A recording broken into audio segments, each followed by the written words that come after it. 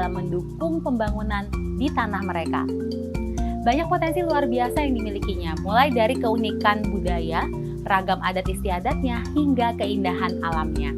Namun sayang, masih banyak stigma pada diri mereka dan bahkan mengecam setiap aksi masyarakat Papua tanpa mendengar langsung dan tanpa verifikasi. Kali ini, saya Putri Nere akan mengajak Anda menjelajah Papua untuk melawan stigma di obrolan menarik dalam Meet the Nations.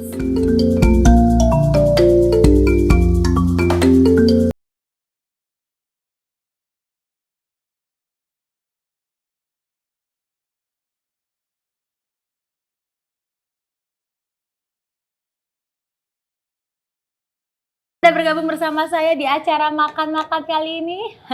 Bukan makan-makan tentunya ya, tapi memang ini makan-makan tapi dibalut dengan obrolan yang menarik di Meet the Nations. Saya sudah ditemani juga oleh Ibu Ruka Sombolonggini. Beliau adalah Sekretaris Jenderal dari Aliansi Masyarakat Adat Nusantara. Ibu Ruka, bagaimana kabarnya? Baik, selamat pagi, salam Nusantara, Salam Onomi Nusantara. Raimai buat semua, khususnya di Papua. Siap Ibu. Baik, sebelum kita masuk ke perbincangan seru lainnya, saya memberitahu kepada teman-teman yang di rumah yang belum mengetahui mengenai apa sih itu tugas dari Aliansi Masyarakat Adat Nusantara. Kita simak yang berikut ini.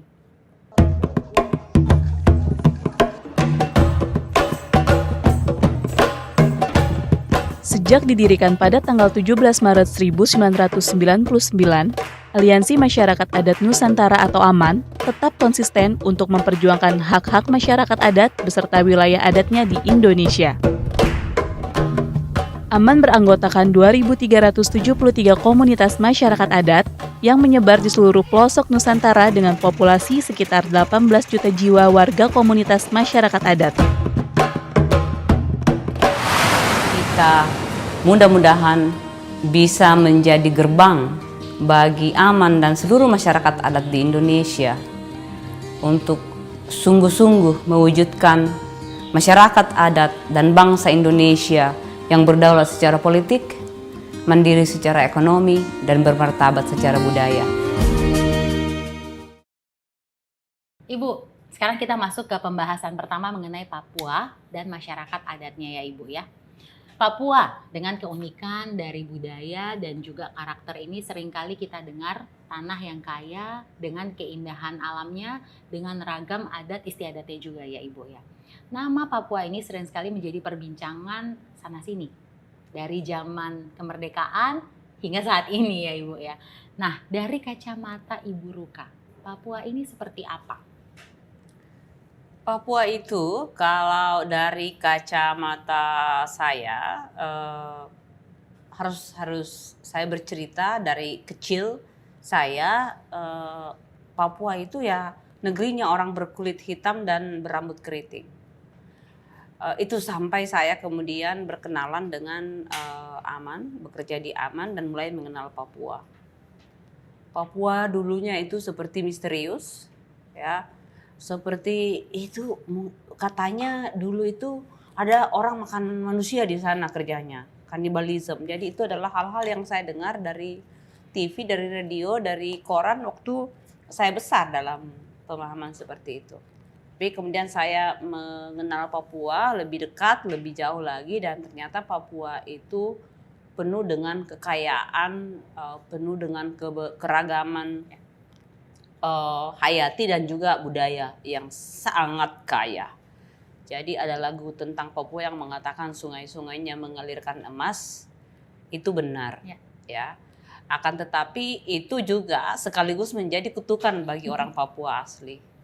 Karena kemudian menjadi sumber perebutan berbagai kekuatan untuk bisa berbondong-bondong datang menguasai kekayaan orang Papua.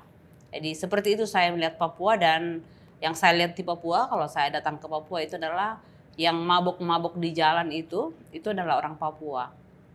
Yang biasanya keliling untuk hanya sekedar beli rokok harus meminta-minta gitu, itu adalah orang asli Papua. Dan ini adalah potret yang membuat saya sangat khawatir dengan apa yang terjadi dengan orang Papua. Menjadi seperti gelandangan, seperti tikus yang lapar di lumbung padi. Dan bahkan dianggap pencuri di tanah sendiri. Oke, itu dari kacamata Ibu ya. Menurut Ibu bagaimana Papua itu. Nah sekarang, Papua ini kan juga merupakan salah satu daerah yang masih memegang tradisi atau adat, masih kuat begitu ya Ibu Ruka. Nah struktur adat di Papua, ya struktur adat di Papua ini sangat dihormati, sangat dipatuhi begitu Ibu. Jika berbicara soal adat, masih sangat ketat. Nah tentunya di sini kita melihat bahwa peran masyarakat adat itu sangat besar sebetulnya. Nah kalau kita berbicara mengenai masyarakat adat Papua, apa perbedaan antara masyarakat adat dengan masyarakat lokal? Nah, Lalu masyarakat adat Papua ini ada berapa jumlahnya dan apa yang mereka lakukan? nah, semua orang bisa menjadi masyarakat lokal. Termasuk kita saat ini sedang lokal di Jakarta karena kita sedang jauh dari tanah leluhur kita. Tetapi tidak semua orang adalah masyarakat adat. Yang membedakan itu adalah bagaimana hubungan kita dengan tanah. Hubungan manusia dengan tanahnya. Punya sejarah asal-usul di atas tanah itu. Kita punya wilayah adat sebagai wilayah yurisdiksi hukum, di mana hukum-hukum adat kita berlaku, di mana tata pemerintahan dan sistem politik kita dijalankan oleh kelembagaan di Papua. Ada pemimpin-pemimpinnya, biasanya kalau kita lihat di Jayapura ya, daerah ini tuh ada sebut Ondo Afi, Ondo Holo. Tanah di mana ada sistem nilai, di mana ada sistem pengetahuan kita mengelola sumber daya untuk kehidupan bersama-sama. Ada bahasa yang biasanya menunjukkan sangat khas, dan itu yang paling mendasari itu adalah wilayah adat. Wilayah adat sebagai piringnya. Dan isinya adalah manusia yang punya sejarah dengan wilayah adat itu. Ada hukumnya, ada tata pemerintahannya, ada sistem pengetahuannya. Itu yang membedakan, dan masyarakat lokal belum tentu punya itu. Di Papua sederhana melihatnya. Masyarakat adat itu orang Papua, yang masyarakat lokal itu adalah transmigran atau pendatang-pendatang yang bekerja di Papua yang bukan orang asli Papua. Nah, kemudian ini ada berapa jumlahnya masyarakat adat Papua ini? Ini angka yang agak mengkhawatirkan, ya, karena Papua itu begitu besar, jumlah penduduk ini untuk saya bicara Papua Barat itu Provinsi Papua dan Provinsi Papua Barat. Provinsi Papua itu menurut data jumlah penduduknya 4,3 juta hektar. 3 juta penduduk. Akan tetapi orang asli Papua itu hanya 2,3 juta. Ya, jadi berimbang nih, agak ketat nih perimbangannya, hampir 50-50.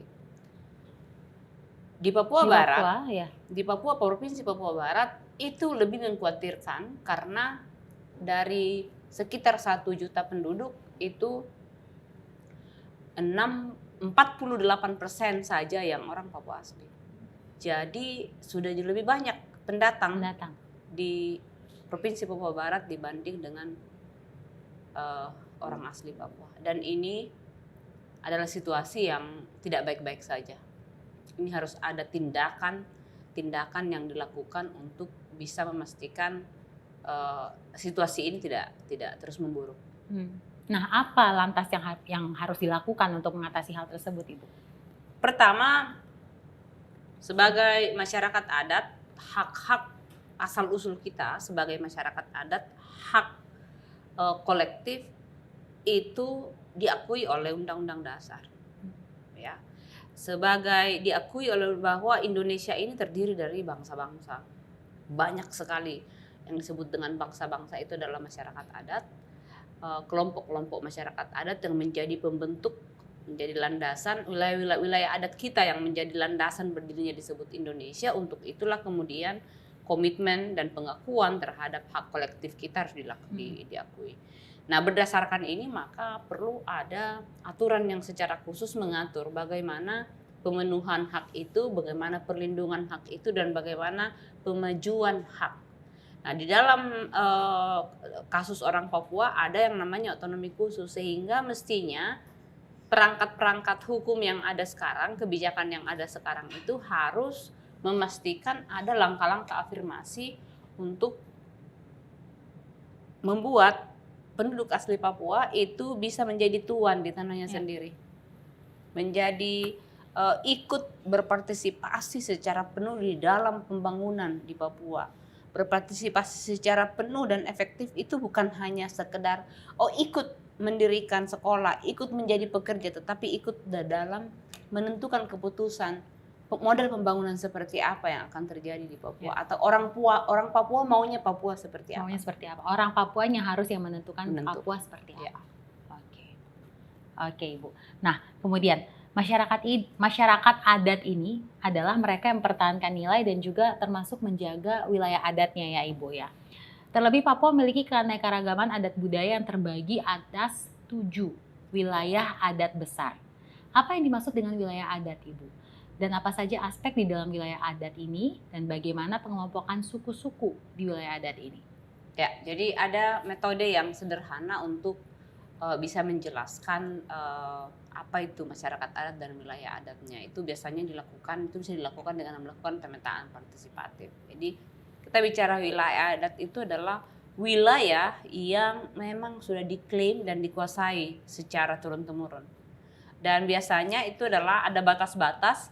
Kalau di dalam dunia modern kita mengenal boundaries, ya batas-batas, ya. Jelas batasnya. Batas antara Depok dan Jakarta jelas gitu, ada titiknya.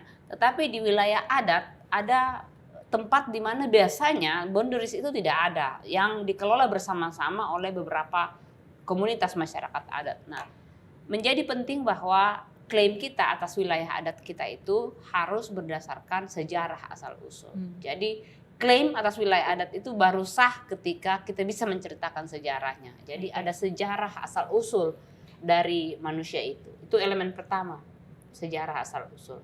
Itulah yang akan menjadi validasi untuk klaim atas wilayah adat. Kemudian ada sistem pengaturannya, ada hukum adatnya.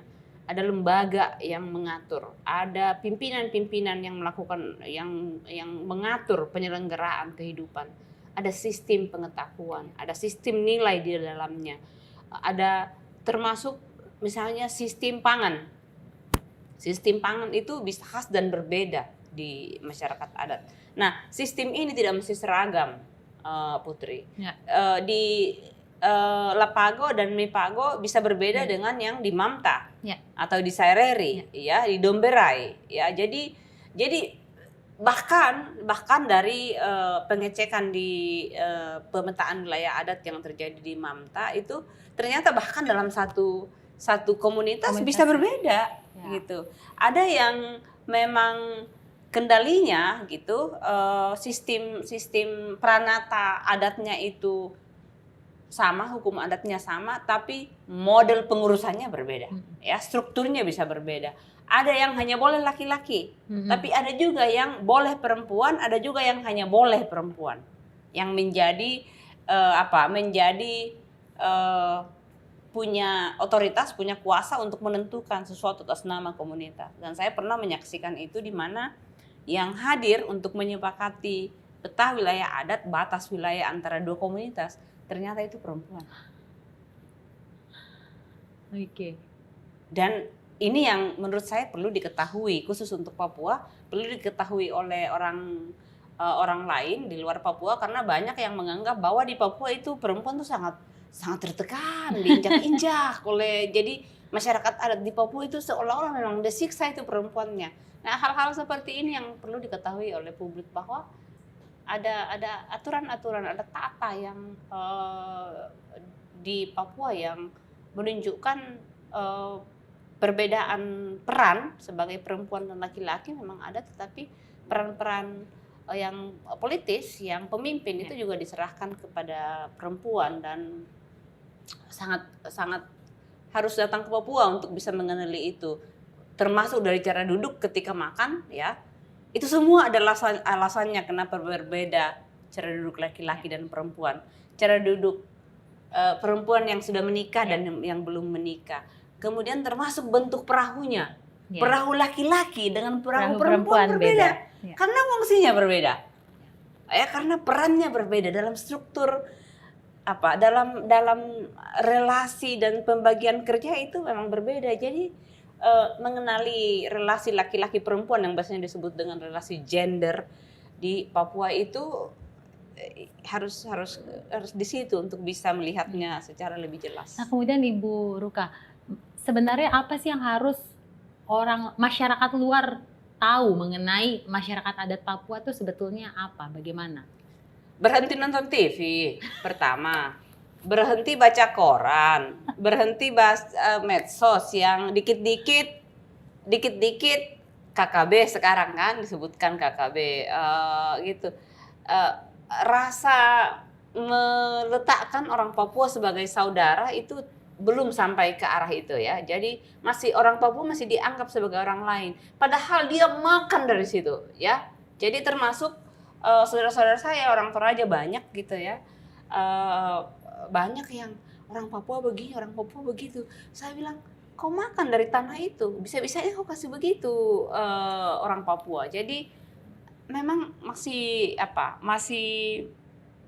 banyak sekali stigma-stigma buruk yang dilekatkan oleh orang lain dengan tujuan penguasaan yang kemudian diamini dan terus digunakan dan diteguhkan oleh masyarakat Indonesia yang lain. Dan menurut saya ini yang harus dihentikan. Orang-orang dari luar Papua harus bisa membuka pikiran untuk bisa melihat orang Papua sebagai saudara. Ya. Orang Papua sebagai saudara, sebagai kita semua ini bersaudara, baik masyarakat adat maupun bukan, ya sepanjang kamu orang Indonesia gitu, kita semua adalah saudara. Jembatan komunikasi budaya, antar budaya harus mulai dibangun, karena itu yang tidak ada sampai saat ini. Itu yang harus dibangun untuk bisa saling mengenali, untuk bisa misalnya kita kalau tidak saling kenal bisa saling benci, kan? Kamu siapa? Kau maunya apa? Gitu ya. Jadi hal-hal seperti itu yang perlu segera dibangun. Jadi harus ada komunikasi lagi ya Ibu ya supaya tidak terjadi kesalahpahaman lagi ya. Ibu Ruka. Ini piring sudah ada, sudah tersedia di depan kita ya, tapi kok makanannya belum ada. Masih kosong. Kayaknya kita panggil saja ya Ibu pelayan ya.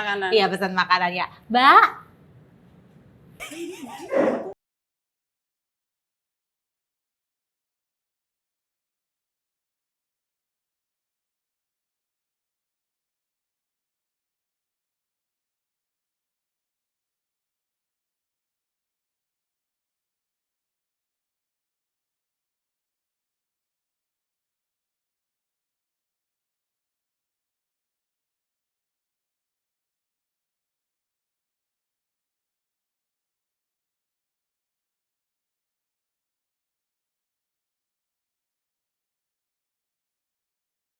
Makan serius sih ini atau tidak? Kita makan santai tapi serius. Gimana tuh Bu? Sersan. Jadi sekarang saya akan masuk ke pembahasan kedua nih ya Ibu Ruka ya, mengenai pengelolaan wilayah adat. Berbicara soal SDA, di depan kita saat ini sudah ada papeda. Menarik sekali ya Ibu ya papeda ini ya, di mana sagu merupakan bahan makanan pokok dari masyarakat Papua. Mungkin Bu Ruka bisa menjelaskan sedikit kenapa sagu? Apa filosofi di balik papeda? Putri, sebenarnya sagu ini bukan hanya makanan orang Papua, tapi kalau dilihat dari sejarah kita, seluruh orang di Nusantara ini sebenarnya makanan aslinya sagu. Dan itu terbukti dalam dokumentasi, bahkan di salah satu relief di Candi Borobudur ada sagu. Bukan padi atau nabras yang ada di situ, tapi sagu. Nah, tapi kan kemudian lama-lama nasi mulai datang dan mendominasi, dan apalagi di zaman Soeharto nasi itu digunakan untuk dianggap sebagai makanan pokok yang menggambarkan kemajuan.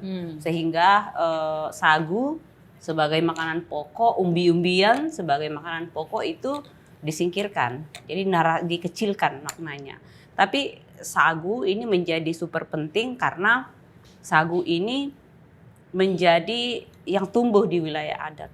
Jadi kalau orang Papua kemudian kehilangan wilayah adatnya, kehilangan hutan-hutan sagu, itu artinya tidak akan mungkin lagi bisa makan sagu. Artinya rentan dari sisi pangan.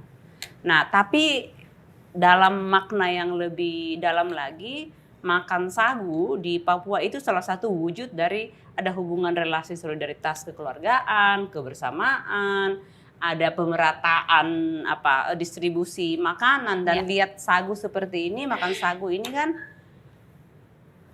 komplit ya. Betul. Ada, kayaknya jadi kayak langsung keakraban begitu terjadi komplit, betul.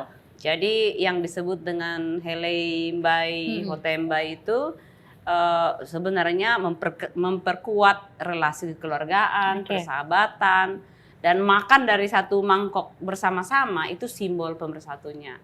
Sayangnya kali ini kan karena situasi COVID segala macam, tradisi-tradisi makan bersama seperti itu mulai kita hindari dulu untuk sementara. Jadi sekarang banyak yang makan sagu sendiri-sendiri. Nah, tapi sagu itu juga merupakan kekuatan ekonomi karena sepanjang masih mengolah sagu kan nggak perlu beli beras. Betul. Karena orang Papua kan tidak bisa tanam padi. Betul, hanya bisa tanam sagu. Sagu tumbuh sendiri, hanya dipanen gitu. Kemudian ikan juga, apalagi kalau di Sentani ya, di daerah Sentani banyak ikan. Rica tumbuh sendiri, sayur tumbuh sendiri. Jadi itu bagian dari bagaimana masyarakat adat sepanjang wilayah adatnya masih ada, ekosistem keberagaman wilayah adatnya masih ada, seluruh jenis makanan masih dari wilayah adat. Bayangkan kalau sekali makan itu bisa berapa ratus ribu itu kalau dibandingkan kalau makan restoran seperti ini kan. Artinya nilai ekonominya, nilai uangnya pun sebenarnya besar sekali. Cuma kita masyarakat adat kan tidak pernah diajak untuk hitung-hitung uang bahwa sebenarnya harga makanan kita sehari-hari itu besar sekali. Lebih jauh bahkan lebih kaya kita di kampung daripada orang-orang pegawai negeri biasa yang di kota. Sebetulnya Ibu Ruka ya. Oke, tadi kan Ibu Ruka ada menyebutkan mengenai tradisi Helei Mbai Hotembai. Tradisi ini kan merupakan wujud praktik masyarakat adat yang berkelanjutan ya Ibu ya. Kemudian di mana mereka turut berupaya untuk menjaga kearifan lokal.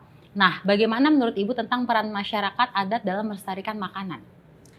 Itu tadi, makanan itu dia hanyalah wujud dari sebuah kebudayaan, sebuah budaya masyarakat adat. Dalam makanan itu kalau kita lihat misalnya Helei Mbai Hotembai itu bukan hanya sekedar makanan, tapi makanan menjadi pemersatu sehingga kalau ada kesulitan-kesulitan maka satu kampung akan bergerak bersama. Gotong royong akan terus berjalan. Ketika ada masalah akan mampu kita bermusyawarah karena terus diikat oleh makan sagu bersama-sama itu. Jadi itu menjadi super penting. Di dalam tahun ini ya, tahun tentang pengetahuan masyarakat adat khususnya perempuan, itu juga memastikan bahwa relasi kuasa di kampung itu tidak diambil dari perempuan, tidak meminggirkan ke perempuan karena urusan pangan, khususnya pengetahuan tentang pangan biasanya itu urusannya perempuan. Nah, kalau kemudian semuanya diganti dengan yang harus dibeli dari pasar, maka disitulah relasi kekuasaan antara perempuan dengan tua-tua adat, perempuan dengan laki-laki itu menjadi rusak. Disitulah banyak terjadi kekerasan di dalam keluarga dan di dalam kampung terhadap perempuan karena perempuan sudah tidak punya nilai lagi karena nggak mampu lagi menyediakan makanan-makanan tradisional. Tadi itu karena bagaimana mampu menyiapkan kalau tanahnya sudah menjadi sawit atau tanahnya sudah menjadi tambang atau sudah dipindah karena sudah menjadi sawah-sawah untuk transmigrasi. Oke. Gitu jadi Ibu ya. Oke.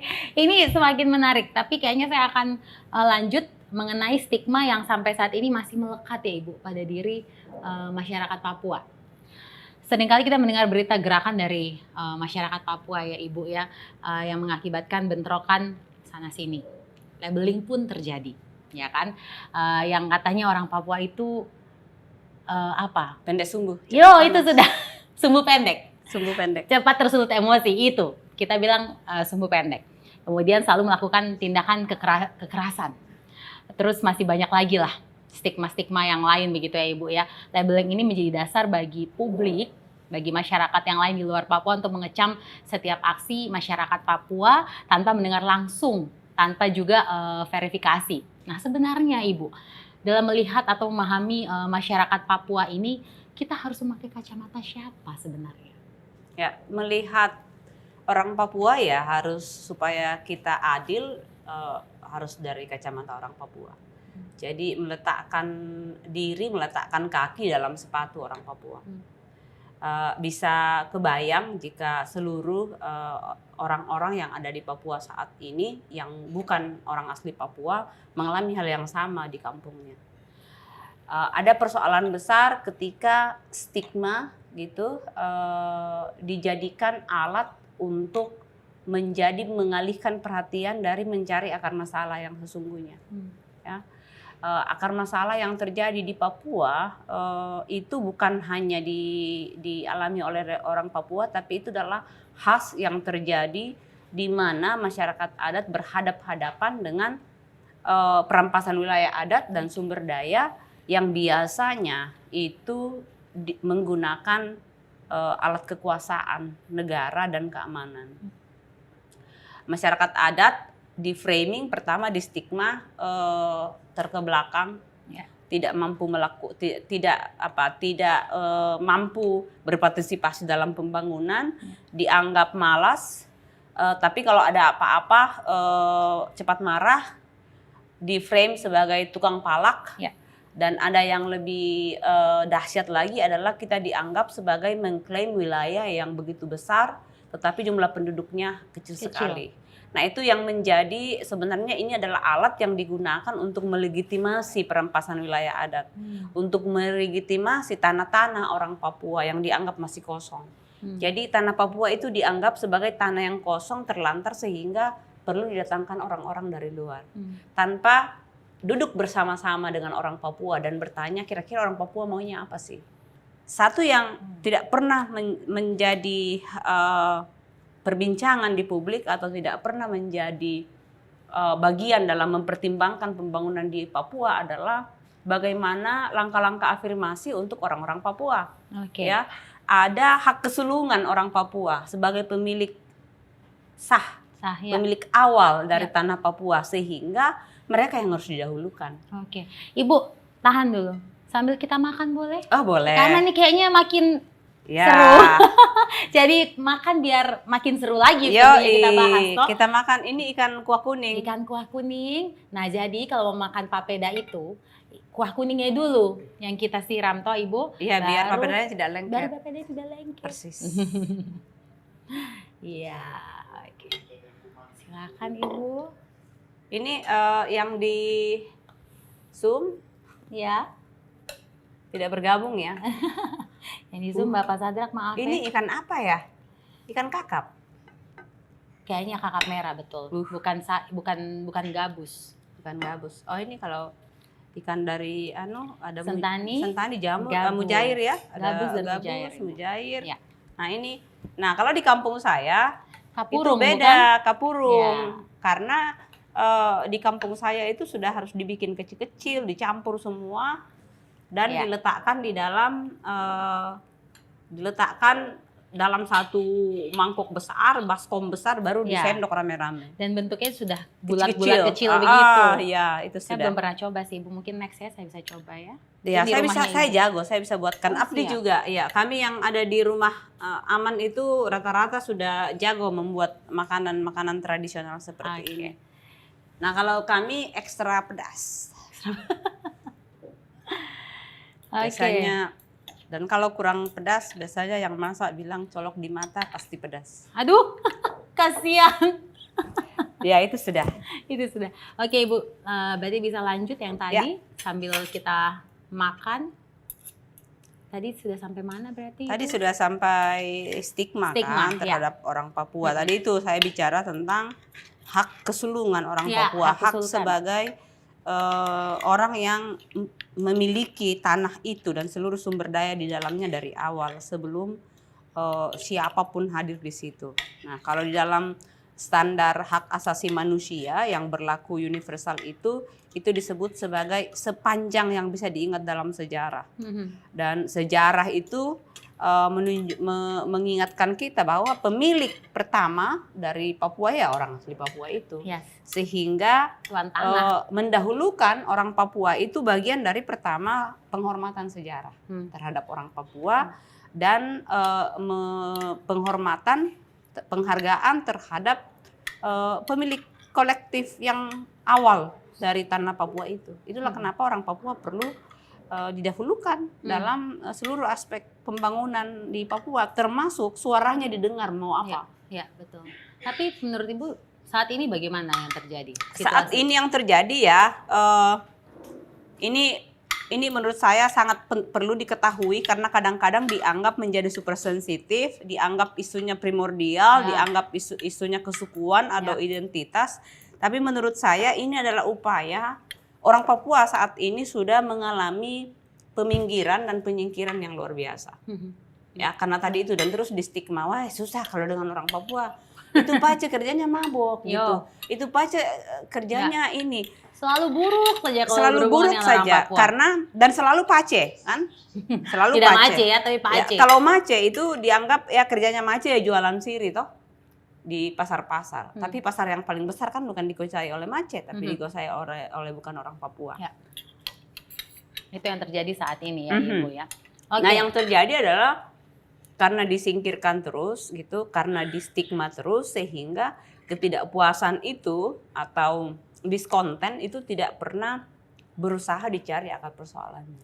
Tidak pernah duduk bersama dengan orang Papua dan jangan salah, temuan Komnas HAM menunjukkan bahwa di mana ada aktivitas perusahaan yang besar itu tinggi sekali kasus kekerasan dalam keluarga, kasus alkoholisme dan obat-obatan dan kasus HIV.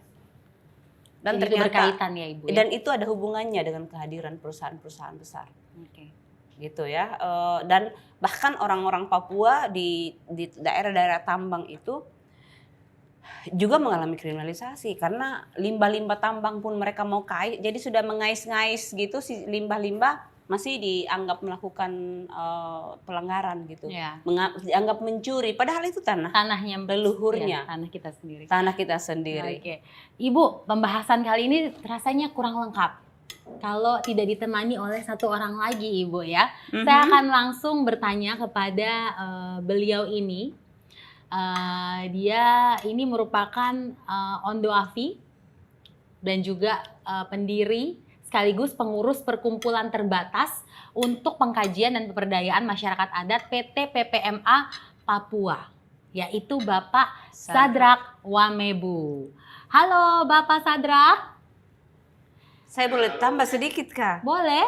Jadi Bapak Sadrak ini yang sudah bekerja dengan masyarakat adat di Papua sejak tahun 80-an. Wow. Beliau ini yang bahkan sebelum kita menemukan istilah masyarakat adat di tanah air, beliau ini sudah bekerja dan mereka inilah yang salah satu yang menyepakati istilah masyarakat adat itu menjadi embrio lahirnya gerakan masyarakat adat di Nusantara, termasuk AMAN. Wow, Bapak luar biasa Bapak Sadrak.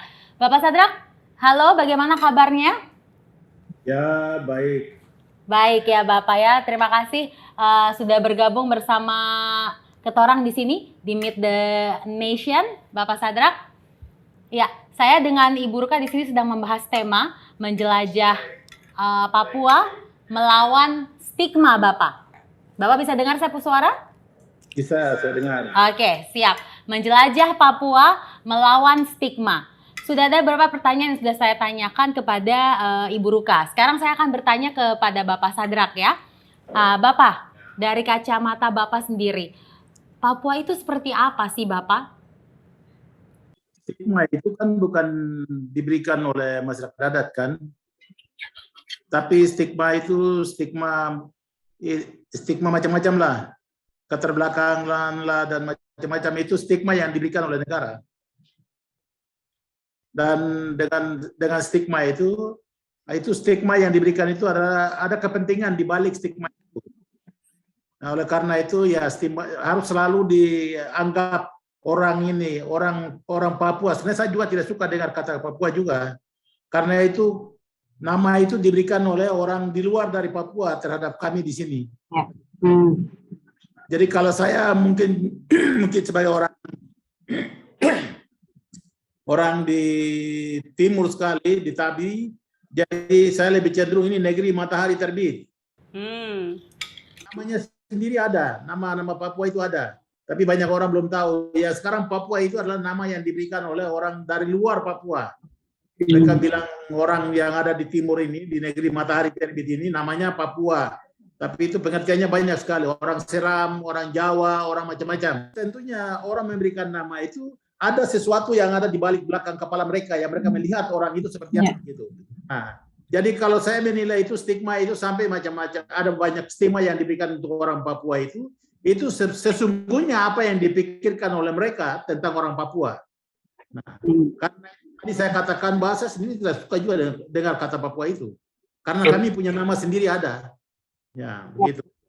Tapi kalau menurut Bapak Sadrak sendiri bagaimana? Papua ini seperti apa? Oh, Papua itu negeri, ya sebenarnya ini negeri misteri. Kalau mau kasih tahu negeri di matahari di daerah matahari terbit di Nusantara ini negeri misteri. Sebelum negara ini ada, sebelum republik ini terbentuk ini, tadi Uruka sudah singgung sedikit dengan pangan tadi itu. Tapi saya hari ini harus kasih tahu sama semua orang di Nusantara bahwa kalau mau lihat sampai negara ini terbentuk juga itu ada catatan-catatan kecil yang tidak pernah terungkap. Kalau bukan ada Papua, negara ini tidak ada. Saya harus kasih tahu itu. Nah, tapi ini sudah terlalu jauh, tidak usah, kelasnya terlalu jauh, makanannya bertahun-tahun. Tidak perlu bicara yang terlalu seperti itu. Iya. Oke Bapak. Sekarang saya akan lanjut ke pertanyaan yang lain. Masyarakat adat berperan strategis dalam pengelolaan SDA dan juga pembangunan tanah Papua, Bapak. Apa saja wujud nyata pelestarian yang dilakukan oleh masyarakat adat, Bapak? Sederhana saja. Hari ini kan konflik dan segala macam terjadi, tadi saya sudah dengar juga. Nah, orang Papua ini, kami di Papua ini kami merasa bahwa kami ini hilang. Atas kami punya tanah, kami punya kekayaan alam segala macam itu hak kami ini hilang. Dengan adanya negara ini, negara dibentuk lalu kemudian atas nama negara, suku-suku lain, bangsa-bangsa lain datang eksploitasi kami punya kekayaan. Ya. Kami merasa kami tidak dapat perlindungan di dalam negara. Nah, karena itu saya pikir itu kita pertama itu negara harus akui. Nah, negara harus akui itu hak-haknya orang Papua di atas tanah dan dengan segala kekayaannya. Dan kalau mau ambil kami punya hak itu, mari kita dulu bicara sama-sama baik-baik. Jangan bicara di belakang-belakang, bicara di Amerika, bicara di Washington, di London, lalu kemari bikin tindakan macam-macam di atas tanah ini. Itu yang tidak benar menurut kami. Oke. Bapak, kemudian masyarakat Papua mungkin sudah beberapa kali merasa dieksploitasi ya Bapak ya, atau dirugikan dari beberapa pihak. Begitu juga dengan masyarakat di luar Papua yang mungkin sudah terbentuk pandangan negatifnya terhadap masyarakat Papua, Bapak. Nah, bagaimana kita harus memperbaiki ini menurut Bapak Sadrak?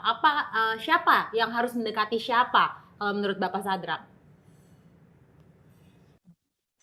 Menurut saya begini, negara ini yang punya negara ini masyarakat adat. Negara ini bukan punya investor, bukan punya lembaga-lembaga internasional. Negara ini punya masyarakat adat. Karena itu masyarakat adat itu harus diposisikan sebagai pemilik negara ini. Nah, satu mau baik-baik itu, yang harus bicara itu tokoh-tokoh adat yang berbicara tentang tanah ini. Nah, saya di Papua ini, ketua bisa bicara ini gaya Papua saya bicara sekarang. Kami bisa bicara ini Nusantara ini. Kami bisa bicara. Siapa orang yang ada di Jawa yang dahulu kala yang ada di sana itu siapa? Siapa yang ada di Maluku, siapa ada di Sumatera, siapa ada di Kalimantan? Kami bisa bicara dari sini. Tapi kamu yang masyarakat adat yang lain di Nusantara yang lain itu, orang juga bicara kami. Seperti siapa kami ini? Nah, kalau kita bisa bicara itu dari hati ke hati, ya toh, kita bisa tahu kenapa bisa ada simbol itu. Kita beda-beda tapi sesungguhnya kita satu. Itu apa sebenarnya? Yang tahu itu siapa? Pengelola negara ini kah? Ataukah tokoh-tokoh adat yang tahu? Itu saja. Pengelola negara ini bisa 5 tahun ganti, anak satu ganti, yang kemarin lahir punya bisa ganti.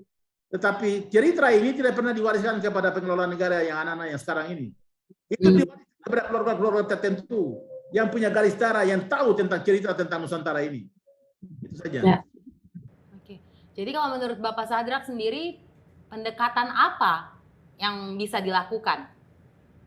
Ya, yang tadi saya bilang, pendekatan yang bisa dilakukan ini tokoh adat bicara. Mari kita dulu bicara, siapa sebenarnya kamu? Saya bisa bicara siapa sebenarnya orang yang di Jawa ini. Saya berhubungan dengan siapa? Begitu. Saya harus berhubungan dengan siapa orang di Maluku. Saya harus berhubungan dengan siapa orang di Kalimantan. Begitu. Oke. Dialog. Oke. Ya, berarti dialog ya. Betul. Oke, Bapak, tadi sudah sedikit kita singgung mengenai Papua dan isinya yang membuat orang di luar Papua tertarik gitu ya Bapak ya untuk investasi juga lainnya seperti itu. Nah, peran dan seperti apa posisi masyarakat adat dalam hal ini Bapak Sadrak? Ya, itu yang tadi saya katakan, investasi itu kan hubungannya dengan kekayaan yang ada di atas tanah ini kan. Nah, investasi untuk apa saja? Untuk airnya, untuk pohonnya, untuk tanah-tanam kelapa sawit, untuk tanam segala macam itu. Nah, tetapi selama ini kan masyarakatnya tidak diposisikan. Hak mereka itu seperti apa ketika investasi itu ada di atas tanah ini? Ini kan masalah besar di situ. Ini yang harus diatur ke muka dulu, lebih baik dulu memposisikan kami, karena perlindungan kita di situ. Hubungannya dengan negara-negara investasi, orang ini digeser, digusur. Dia tidak punya akses untuk mengelola sumber dayanya di dalam dia punya wilayah adat, di dalam dia punya tanah adat. Nah, ketika dia kelola itu hanya untuk dia hidup. Ini masyarakat dia kelola untuk dia punya kehidupan. Dia tidak kelola untuk orang lain, kepentingan orang lain. Kalau hari ini orang tanam kelapa sawit, itu bukan untuk kita. Itu untuk kelapa sawit itu dikirim untuk kasih makan orang di Cina, orang di Amerika, jual ke sana, lalu kemudian uangnya dipakai oleh investor, investasi, pengusaha-pengusaha yang orang perorangan di dalam Republik ini. Terus kami yang lain, yang punya negeri ini, yang punya tanah ini dapat apa? Kesepakatan ini seperti apa yang harus dibuat oleh negara ini? Ya. Nah, itu saya harus juga bentuknya dalam bentuk pertanyaan, tetapi ya itu yang membuka untuk orang berpikir. Oke, Ibu Ruka mau menambahkan? Ya, yang disampaikan tadi itu yang juga saya sebutkan sebagai hak asli orang Papua, hak kesulungan orang Papua, itu kan diakui oleh Undang-Undang Dasar 45. Ya, negara ini berdiri mengakui bahwa ada para pendahulu, yaitu tadi masyarakat adat, sehingga yang disebutkan oleh Bapak Sadrak sebagai pemilik negara ini adalah masyarakat adat. Karena waktu Indonesia berdiri kan tidak bawa tanah dari langit toh. Nah, yang terjadi dengan situasi Papua, situasi masyarakat adat saat ini itu yang banyak kemudian menimbulkan perlawanan-perlawanan karena memang sejak Indonesia berdiri ini tidak pernah ada aturan yang membuat bagaimana negara dengan masyarakat adat itu merencanakan pembangunan. Ya, tidak ada pengakuan terhadap masyarakat adat. Yang terjadi adalah justru berbagai undang-undang yang lahir itu justru melegalisasi seluruh perampasan wilayah adat. Jadi perampasan seluruh wilayah di Papua itu sah secara hukum, tetapi tidak absah, tidak punya legitimasi karena sebenarnya bertentangan dengan cita-cita pendirian negara ini, bertentangan dengan Undang-Undang Dasar 45. Nah, inilah yang harus segera diluruskan sehingga seluruh peraturan-peraturan, seluruh tatanan pengaturan Papua bukan hanya tentang sumber daya alamnya tapi tentang juga manusianya, itu harus di restart dulu semua dengan meletakkan orang Papua sebagai subjeknya, sebagai pelakunya. Dan untuk Papua itu kan ada kewenangan dari Perdasus ya untuk bisa mengatur diri sendiri, dan itu diakui juga oleh standar hukum internasional di mana pemerintah menjadi bagian dari penandatangan dari perjanjian-perjanjian itu. Jadi emang harus mundur dulu ke belakang nih dan duduk bersama dulu, atur baik-baik pengakuannya seperti apa, undang-undang masyarakat adatnya harus ada dan khusus mengatur orang Papua seperti apa, bagaimana tadi itu para tokoh-tokoh adat harus bicara. Yang dimaksud itu adalah Ondo Afi, Ondo Folo, dan Ondo Afi, Ondo Folo ini kan dia hanya sebutan untuk sebuah proses musyawarah di kampung. Ya, karena Ondo Afi, Ondo Folo kan juga tidak bicara sendiri. Ya. Ada proses musyawarah, ada proses konsensus, membicarakan nasib di kampung mau seperti apa, mau pembangunan seperti apa, itu yang harus dibicarakan. Dan ketika perusahaan masuk, letakkan otoritas itu di pemilik tanahnya, bukan di pemilik yang suka kasih izin-izin itu. Seperti kalau di sini kan ada 2 saja yang memberi izin, ada 3. Apakah itu KLHK? Apakah itu BPN atau Minerba pertambangan? Oke, Ibu Urka. Berarti sekarang saya kembali lagi ke Bapak Sadrak ya. Saya mau bertanya sekarang mengenai perlindungan seperti apa Bapak Sadrak yang bisa dilakukan oleh masyarakat adat agar wilayah adatnya ini tidak dieksploitasi, untuk tetap menjaga manusia, menjaga tanah, menjaga hutan adat misalnya, agar tetap pada tempatnya. Itu perlindungannya seperti apa Bapak Sadrak? Iya, jadi saya pikir kalau masalah soal perlindungan tadi itu, kalau untuk masyarakat sendiri, ya mereka lakukan, mereka musyawarah, mereka putuskan satu kawasan mereka itu untuk dikelola, untuk kepentingan mereka itu seperti apa. Nah itu kan sekarang ini juga masih dilakukan juga. Nah, prinsipnya tadi itu bahwa mereka tidak berbicara tentang individualistis itu. Mereka yang bicara tentang kepentingan bersama. Satu komunitas itu bagaimana hak hidup mereka bersama. Karena itu ada keterkaitannya hubungan-hubungan kekeluargaan segalanya. Jadi tidak ada satu orang pun yang punya hak pribadi sendiri, tidak ada. Saya pikir itu kita dasarnya di Papua yang namanya kita bicara adat itu adalah hak kebersamaan mereka. Nah, itu juga bisa diwujudkan dalam bentuk simbol-simbol apa juga yang sedang terjadi. Jadi bisa dilakukan. Nah, mereka melindungi kawasan hutannya, kawasan tanahnya, bahwa ini tanah ini kita pakai untuk kita punya kepentingan ini. Nah, tapi kadangkala di Jakarta itu sudah bikin kesepakatan satu kawasan tanpa memperhitungkan itu di dalamnya ada kampung-kampung, itu sudah keluarkan keputusan semacam izin sudah dikasih ke satu perusahaan gitu. Untuk jadikan kelapa sawit, jadikan ya untuk kawasan tambang seperti itu. Jadi seakan-akan bahwa apa-apa. Nah, ada pendatang baru yang namanya negara, dia datang, dia menguasai semua barang yang punya kami. Oke, sekarang kita beralih lagi Ibu ya, dan Bapak Sadrak ke pertanyaan selanjutnya. Saya akan bertanya kali ini kepada kedua narasumber mengenai aksi separatisme Papua. Oke, masyarakat ini kan menarasikan aksi separatisme ini sebagai aksi Papua untuk memisahkan diri dari Indonesia. Bagaimana menurut Bapak Sadrak terkait hal ini? Apa yang masyarakat Papua cari dan perjuangkan sebetulnya Bapak Sadrak? Saya pikir memang itu kan stigma juga kan tadi. Sebenarnya kita tadi bicara di atas juga. Separatisme itu kan stigma juga yang diberikan oleh negara kepada orang Papua karena perlawanan terhadap hak-hak mereka yang dieksploitasi oleh negara atas nama negara oleh perusahaan-perusahaan. Perusahaan itu kan individu punya kan, perusahaan yang datang kemari lalu kemudian mereka eksploitasi kita punya kekayaan di sini. Nah, kemudian karena ada pemberontakan oleh masyarakat adat, lalu kemudian itu dilabelkan sebagai aksi separatis. Nah, saya pikir itu barang bisa dibicarakan bersama, duduk bicara baik-baik dulu antara orang Papua dan negara. Jadi bagi saya itu separatisme untuk memisahkan negara itu juga itu yang diberikan oleh kelompok yang lain.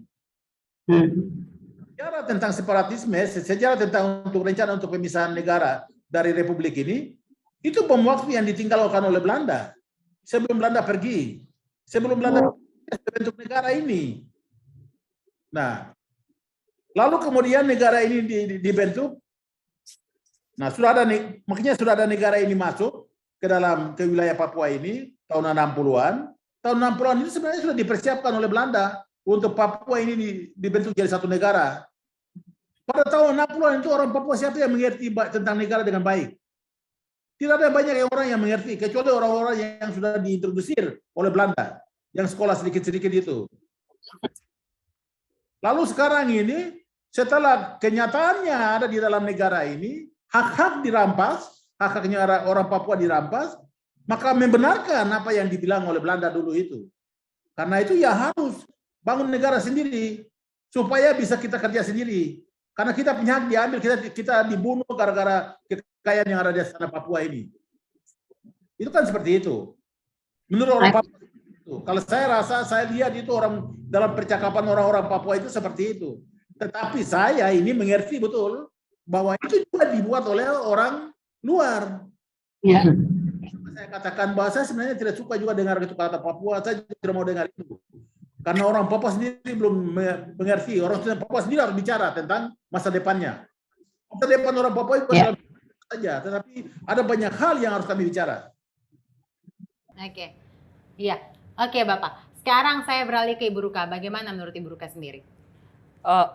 Saya tidak bisa mengungkapkan lagi lebih dari yang diungkapkan oleh beliau. Jadi tadi itu ada urusan dengan stigma yang sebenarnya kepentingannya adalah kepentingan penaklukan dan penguasaan atas sumber-sumber kekayaan yang ada di Papua.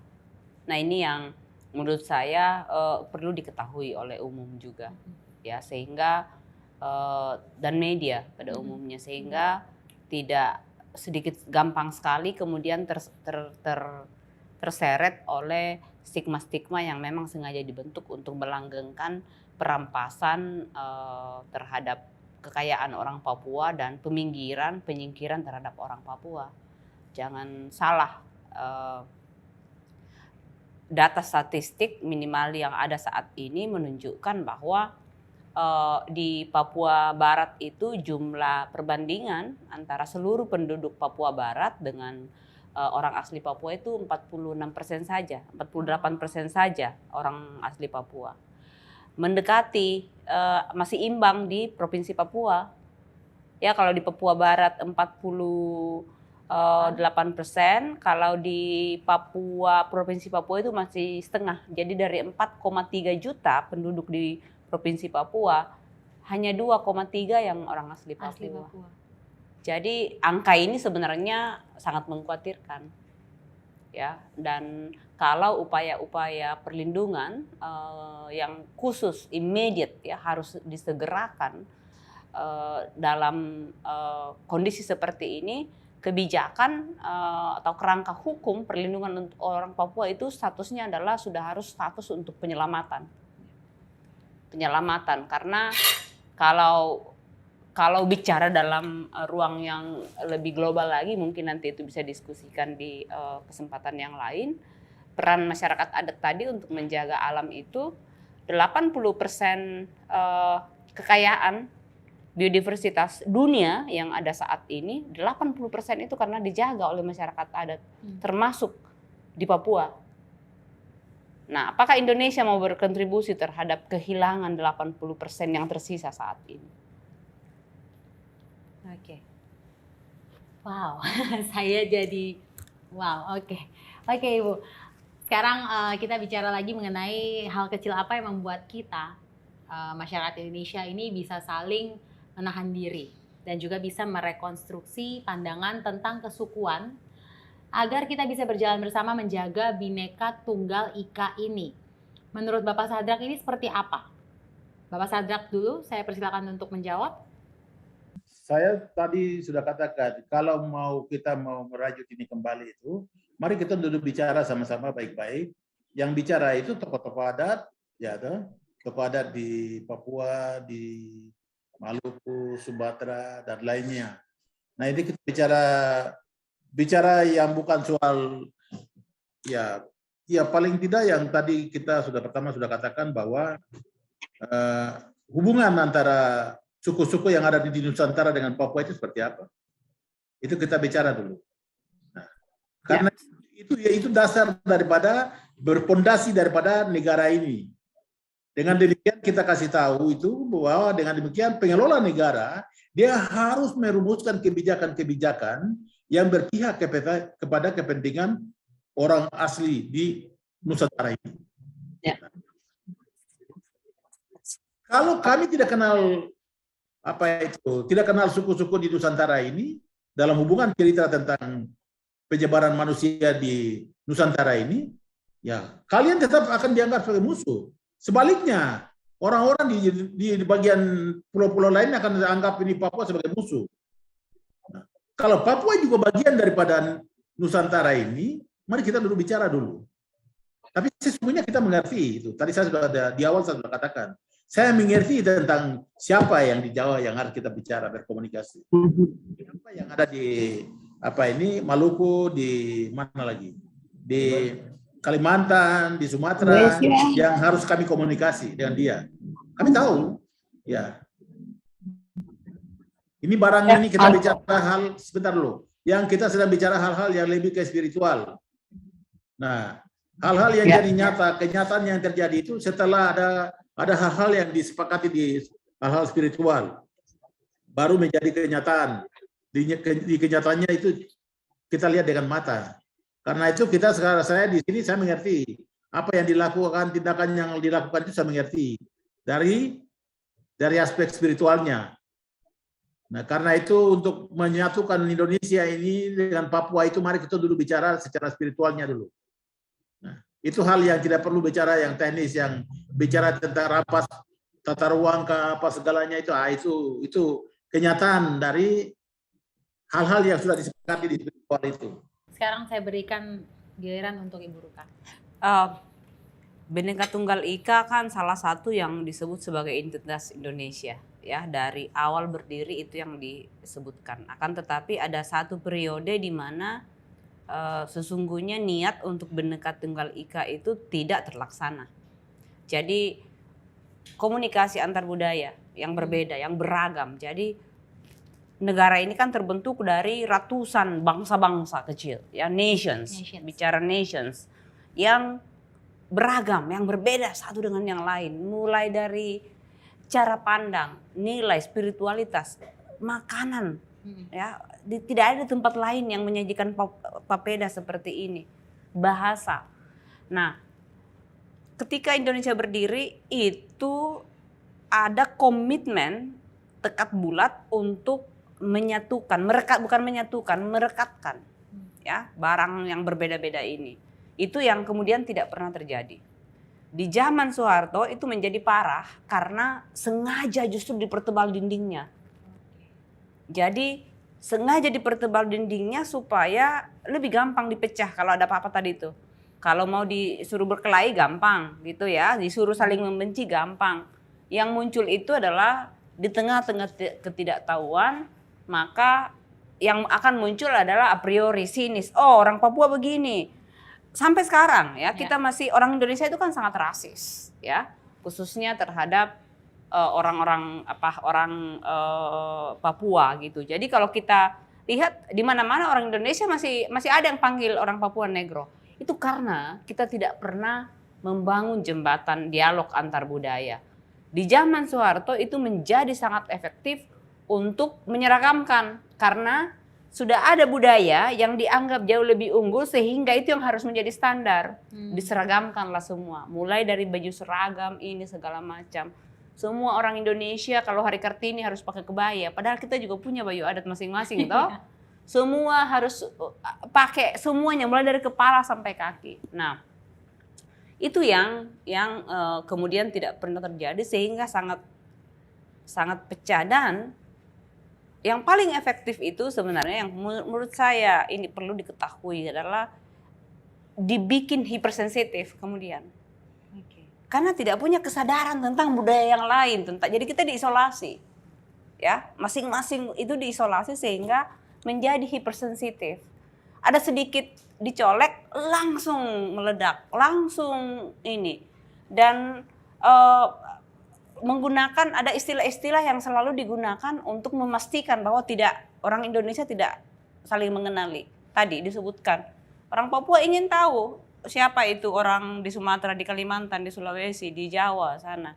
Tapi itu tidak pernah dibiarkan. Yang terjadi kemudian adalah itu tadi. Muncul ya kesimpulan-kesimpulan karena hanya itu yang dilihat di media. Ya, tentang orang Papua yang begini, yang begitu, belum lagi film-film Epen Upin segala macam.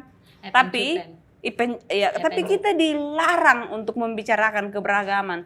Bicara keberagaman sedikit langsung enggak boleh, itu sarah. Jadi menjadi alergi, dipaksa untuk tidak berkomunikasi, saling tahu, saling kenal, dan jaring-jaring mestinya kan Indonesia ini seperti mosaik yang indah ya, yang terjalin, ada yang menjalin mosaik ini, tapi itu yang tidak terjadi sampai hari ini. Tidak ada perekat itu yang terus terang kami selama ini ya dalam 20 tahun terakhir kami lakukan di Aman. Begitu dia bergaul agak lama di Aman, agak mulai tuh luntur tuh, ya stigma-stigma terhadap suku-suku yang lain, bukan hanya terhadap orang Papua, tapi terhadap suku yang lain. Ya. Oke, ini pertanyaan terakhir untuk Bapak Sadrak. Di sini saya dengan Ibu Ruka sedang menikmati papeda Bapak Sadrak. Nah, bicara papeda, tak lepas dari tradisi Helai Mbai Hotembai, ya Bapak ya, di mana kata orang tradisi ini merupakan milik salah satu masyarakat adat di Papua yang berkaitan dengan papeda. Sebenarnya tradisi apakah ini Bapak Sadrak? Mungkin Bapak bisa jelaskan kepada kita orang semua. Ya, saya pikir itu tadi kalau diterjemahkan dia itu satu rumpun, satu kehidupan. Nah, maksudnya itu disimbolkan sagu itu selalu tidak sendiri. Itu ada satu pohon sagu berdiri itu ada rumpun, ada satu rumput sagu atau satu kawasan hutan sagu begitu, hutan sagu ya begitu. Jadi di dalamnya itu satu kelompok bersama. Jadi kalau satu sagu mau ditebang hari ini berarti satu keluarga besar itu akan kumpul untuk mengambil patinya. Makan. Dan akan mereka kumpul makan bersama. Nah, jadi itu adalah makanan utama, makanan adat. Kalau ada acara pesta adat harus ada sagu. Kalau tidak ada papeda itu pesta adatnya itu tidak lengkap. Seperti itu. Nah. Oke, terima kasih banyak Bapak Sadrak sudah bergabung bersama kita orang di Meet the Nation. Sangat bermanfaat sekali insight yang sudah Bapak sampaikan untuk kita semua. Semoga kita orang bisa ketemu langsung nanti ya Bapak ya. Terima kasih sudah bergabung. Bapak bisa silakan meninggalkan kita melalui Zoom tentunya. Iya, sampai berjumpa Bapak Sadrak. Terima kasih. Selamat sore. Iya. Nah Ibu, kita kan sudah selesai makan papeda. Enak sekali. Enak sekali toh. Tapi rasanya kurang lengkap ya. Kalau makan papeda tidak ditemani oleh makanan yang lain. Jadi kita akan pesan yang lain ya Ibu ya. Boleh ya? Siap.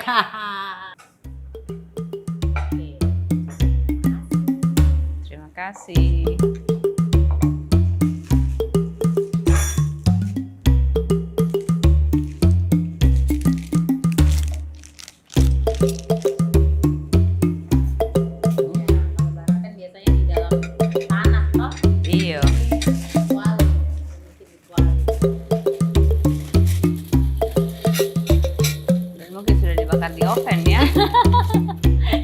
Jadi dipadu-padankan modern dengan tradisional. Itu yang disebut dengan inovasi. Inovasi, betul.